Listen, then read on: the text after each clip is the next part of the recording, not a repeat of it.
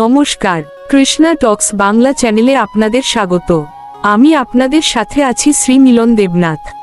অন্ধকার ঘনিয়ে এলো, শত বছরের জীবনও যেন এক মুহূর্তের মতো মনে হয়। এই গভীর সত্যটি নিয়ে আলোচনা করতে আজ ইচ্ছা জেগেছে। সময় কারো জন্য থমকে থাকে না, কিন্তু এই অল্প সময়ের মাঝেই কিভাবে আমরা সুস্থ দেহ আর শান্ত মন নিয়ে শত বছর বাঁচতে পারি। আজ আমি আপনাদের সামনে স্বাস্থ্য রক্ষার কয়েকটি শাস্ত্রের অকাট্য প্রমাণসহ বিস্তারিতভাবে তুলে ধরব। সময় নদীর স্রোতের মতো বয়ে যায়। শ্রীমদ্ভাগবতের দ্বিতীয় স্কন্ধের ৩য় অধ্যায়ের ১৭ নম্বর শ্লোকে বলা হয়েছে, আয়ুর্হরতি বৈ পুংসামুদ্দন্যস্তং চ জন্মস্য। অর্থাৎ সূর্য প্রতিদিন উদিত এবং অস্তমিত হওয়ার মাধ্যমে মানুষের আয়ু হরণ করে নিয়ে যায়। ১০০ বছরকে পলকের মতো মনে হয়, কারণ আমরা মায়ার টানে অন্ধ হয়ে স্বাস্থ্যকে অবহেলা করি। অন্ধকার ঘনিয়ে আসার আগেই ভক্তির প্রদীপ জ্বালানোর প্রস্তুতি নিতে হয়। আমাদের ঋষিরা বলেছেন, শরীর মাধ্যম খলু ধর্মসাধন। এর অর্থ হল, ধর্মচর্চার প্রধান মাধ্যম হল এই শরীর। আপনার শরীর যদি রুগ্ন থাকে, তবে আপনি না পারবেন জপ করতে, না পারবেন পরোপকার করতে। তাই শরীরকে সুস্থ রাখা কোনো বিলাসিতা নয়, এটি ভগবানের প্রতি আমাদের শ্রেষ্ঠ অর্ঘ্য। আয়ুর্বেদ শাস্ত্র ও অষ্টাঙ্গ হৃদয়ের নির্দেশ অনুযায়ী ব্রাহ্মে মুহূর্তে উত্তিষ্ঠেত সুস্থ রক্ষার্থমায়ুষ। অর্থাৎ নিজের আয়ু রক্ষা করার জন্য সুস্থ ব্যক্তির উচিত ব্রহ্মমুহূর্তে বা সূর্যোদয়ের অন্তত ১.৫ ঘন্টা আগে ঘুম থেকে ওঠা। এই সময় প্রকৃতির সাত্ত্বিক শক্তি তুঙ্গে থাকে, যা আমাদের স্নায়ুতন্ত্রকে শীতল রাখে এবং অকাল বার্ধক্যকে দূরে ঠেলে দেয়।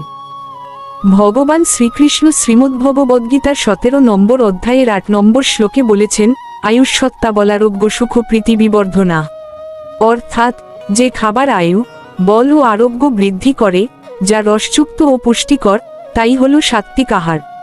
অতিরিক্ত মশলা বা আমিষ খাবার শরীরে রাজসিক ও তামসিক গুণ বাড়িয়ে রোগ সৃষ্টি করে। শত বছর বাঁচতে হলে সাত্ত্বিক আহারের বিকল্প নেই। অনেকে মনে করেন অনেক ব্যায়াম করলে বা একদম না খেলে স্বাস্থ্য ভালো থাকে, কিন্তু ভগবান শ্রীমদ্ভগবদ্গীতার ৬ নম্বর অধ্যায়ের ১৭ নম্বর শ্লোকে স্পষ্ট বলেছেন, যুক্তাহার বিহারস্য যুক্তচেষ্টস্য কর্মস্য। অর্থাৎ যিনি পরিমিত আহার, বিহার ও বিশ্রাম করেন, কেবল তারই যোগ সফল হয় এবং রোগ ব্যাধি দূর হয়। আতিশয্য বর্জনই হল দীর্ঘায়ুর গূঢ় রহস্য। ঋগ্বেদে বলা হয়েছে, অপসু অন্তরমৃতম অপসু ভেষজম। অর্থাৎ জলের ভেতরেই অমৃত আছে এবং জলের মধ্যেই ওষুধ আছে। সঠিক নিয়মে এবং সঠিক সময়ে জল পান করলে শরীরের কোষগুলো সজীব থাকে। তাম্রপাত্রে রাখা জল পান করা অমৃতের মতো কাজ করে। আমাদের শাস্ত্র বলে, আমাদের আয়ু নির্ধারিত হয় নিঃশ্বাসের সংখ্যা দিয়ে। আপনি যত দ্রুত শ্বাস নেবেন, আপনার আয়ু তত দ্রুত শেষ হবে। প্রাণায়ামের মাধ্যমে যারা গভীর ও ধীর গতিতে শ্বাস নিতে পারেন, তাদের হৃৎপিণ্ড সবল থাকে। পদ্মপুরাণে বলা হয়েছে যে একাদশী ব্রত পালন করলে শরীরের সব পাপ ও রোগ দূর হয়। আধুনিক বিজ্ঞানে যাকে অটোফেজি বলা হয়, আমাদের শাস্ত্র তা ১০০০ বছর আগে শিখিয়েছে। নিয়মিত উপবাস শরীরের অভ্যন্তরীণ অঙ্গ প্রত্যঙ্গকে নবজীবন দান করে। শ্রীমদ্ভগবদ্গীতার ২য় অধ্যায়ের ৪৮ নম্বর শ্লোকে ভগবান যেমন কর্মযোগের কথা বলেছেন, তেমনি অন্য জায়গায় বলা হয়েছে, নিয়তং কুরু কর্ম তং কর্ম জেহ কর্মণ। অর্থাৎ কর্মহীন থাকার চেয়ে কর্ম করা শ্রেয়। শরীরকে সচল রাখা একটি কর্মযোগ। পরিশ্রম করলে শরীরের বিষাক্ত পদার্থ ঘামের মাধ্যমে বেরিয়ে যায় এবং জীবনীশক্তি বৃদ্ধি পায়। শাস্ত্রে বলা হয়েছে, চিন্তা চিতা সমানি। অর্থাৎ চিন্তা হল চিতার আগুনের মতো, যা জ্যান্ত মানুষকে পুড়িয়ে মারে। মনের ওপর থেকে দুশ্চিন্তার পাহাড় নামাতে হলে শ্রীকৃষ্ণের চরণে শরণাগতি প্রয়োজন। শান্ত মন মানেই হল একটি সুস্থ ও দীর্ঘ জীবন। শ্রীমদ্ভগবদ্গীতার ১৭ নম্বর অধ্যায়ের ১৫ নম্বর শ্লোক অনুযায়ী, অনুদ্বেগকরং বাক্যং সত্যং প্রিয়হিতং চ যৎ। অর্থাৎ এমন কথা বলুন যা অন্যের মনে উদ্বেগ সৃষ্টি করে না এবং যা সত্য ও হিতকর। বাক্য সংযম করলে রক্তচাপ নিয়ন্ত্রণে থাকে এবং মানসিক প্রশান্তি বজায় থাকে। ঘুমের প্রয়োজনীয়তা অস্বীকার করার উপায় নেই, তবে তামসিক ঘুম বা অতিরিক্ত নিদ্রা আয়ু কমায়। সঠিক সময়ে ঘুমানো এবং শোবার আগে ভগবানের ধ্যান করা স্নায়ুতন্ত্রকে শক্তিশালী করে। পদ্মপুরাণে বলা হয়েছে, জম্মুলে সর্বতীর্থানি জন্মধ্যে সর্বদেবতা। তুলসী গাছ কেবল একটি উদ্ভিদ নয়, এটি সাক্ষাৎ আরোগ্যদাত্রী। প্রতিদিন তুলসী পাতা সেবন করলে শরীরের রোগ প্রতিরোধ ক্ষমতা বহুগুণ বেড়ে যায়। মনুস্মৃতিতে বলা হয়েছে, যার ইন্দ্রিয়গুলো সংযত থাকে সেই ব্যক্তি দীর্ঘায়ু লাভ করেন। অতিরিক্ত ভোগবিলাস শরীরে হরমোনের ভারসাম্য নষ্ট করে অকাল বার্ধক্য ডেকে আনে। ব্রহ্মচর্য বা সংযম হল দীর্ঘায়ুর প্রধান ভিত্তি। হঠযোগ প্রদীপিকা অনুযায়ী যোগাভ্যাস শরীরের নমনীয়তা বজায় রাখে। মেরুদণ্ড যত নমনীয় থাকবে মানুষ তত দীর্ঘকাল তরুণ থাকবে।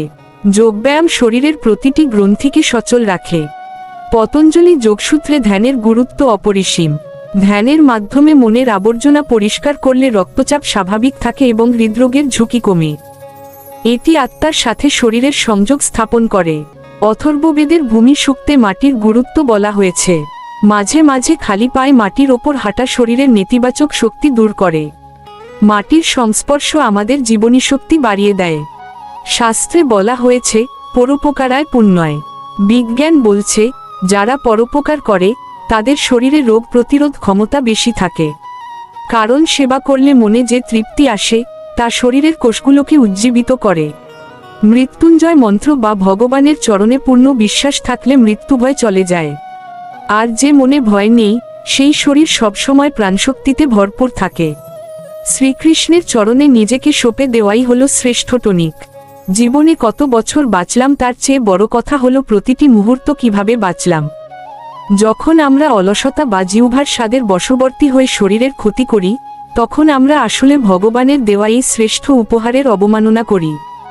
আয়ুর্বেদ শাস্ত্র আমাদের শিখিয়েছে যে মানুষের মন আর শরীর একে অপরের পরিপূরক। আপনার মন যদি কলুষিত থাকে তবে তার প্রভাব শরীরে পড়বেই। আর শরীর যদি জীর্ণ হয় তবে কোনো শক্তিশালী মন সেখানে আশ্রয় নিতে পারে না। তাই শত বছরের আয়ু কেবল একটি সংখ্যা নয়, এটি হলো এক নিরন্তর সাধনা।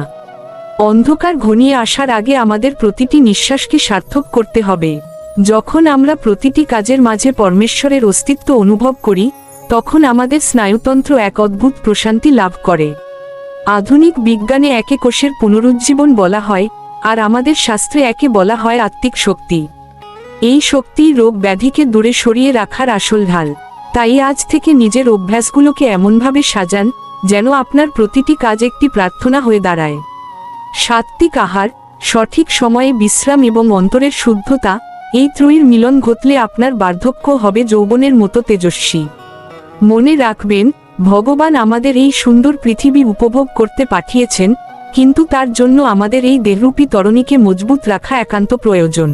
আমাদের এই কৃষ্ণা টক্স বাংলা চ্যানেলে আমরা প্রতিদিন এমন কোনো না কোনো ধর্মীয় ও জীবনমুখী বিষয় নিয়ে আলোচনা করি। আপনাদের যদি কোনো বিশেষ জিজ্ঞাসা থাকে বা আপনারা যদি আমার মুখ থেকে নির্দিষ্ট কোনো বিষয়ে আলোচনা শুনতে ইচ্ছুক হন তবে অবশ্যই সেটি কমেন্টস করে জানাবেন। আপনাদের প্রতিটি মন্তব্য আমার নজরে এলে আমি সেই বিষয়ে বিস্তারিত আলোচনা করার আপ্রাণ চেষ্টা করব। প্রতিদিন রাত 8টায় আমাদের চ্যানেলে ধর্মীয় বা আধ্যাত্মিক কোনো না কোনো বিষয়ে আলোচনা প্রকাশিত হয়। আজকের এই পুরো আলোচনার তত্ত্বাবধানে ছিলেন শ্রী মিলন দেবনাথ। ভালো থাকুন, সুস্থ থাকুন। হরে কৃষ্ণ।